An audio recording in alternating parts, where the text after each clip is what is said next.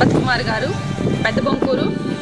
తను గత 27 డేస్ నుంచి ఎక్కడెక్కడైతే పెద్దపల్లి చుట్టుపక్కల మన ఉన్నటువంటి 36 వార్డ్స్లో ఉన్న ఫుడ్ లేకుండా బాధపడుతున్నటువంటి పేదవాళ్ళు, తిండి లేకుండా, షెల్టర్ లేకుండా ఉన్నటువంటి పేదవాళ్ళని గుర్తించి మరి తను వెతికి భోజనం ఉదయము సాయంత్రము పెట్టడం అనేది చాలా గొప్ప విషయం. తనకి నిజంగా చేతులెత్తి మొక్కుతున్నాను నేను.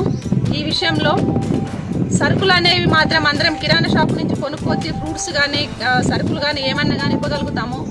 వాళ్ళ ఆకలిని గుర్తించి మరి వండి పెట్టి ఓపికగా తను చేయడం అంటే మాత్రం తనకి ఎప్పటికీ ఉన్న ఎవరైతే తను పెట్టే ఫుడ్ తింటున్నారో వాళ్ళందరి ఆశీస్సులు, వాళ్ళతో పాటు మా ఆశీస్సులు కూడా తనకి ఉంటాయి.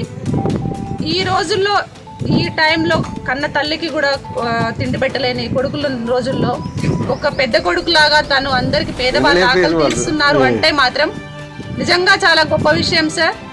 నా తరపున, నా 10th వార్డు ప్రజలందరి తరపున మీకు హృదయపూర్వక నమస్కారాలు తెలియజేస్తున్నాను సార్. నేను మా సహకారం ఏమన్నా కావాలి అంటే కూడా మీకు తప్పకుండా అందించడానికి నేను రెడీగా ఉన్నాను. నిజంగా మీకు వేల వేల కృతజ్ఞతలు సార్.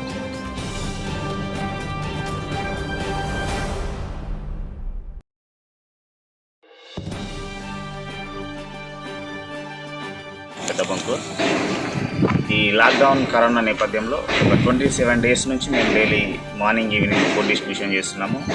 ఫుడ్డే కాకుండా ఫ్రూట్స్, వాటర్, ఈ రోడ్డు మీద వెళ్తున్న ప్రయాణికులకు కానీ ఎవరికైనా వారి వారి అవసరాలను బట్టి పెడుతున్నాం. మేము ఇన్వైట్ చేయగానే మేడం గారు వచ్చారు. 10th వార్డు కార్పొరేటర్ గారు మేడం గారికి నమస్కారాలు.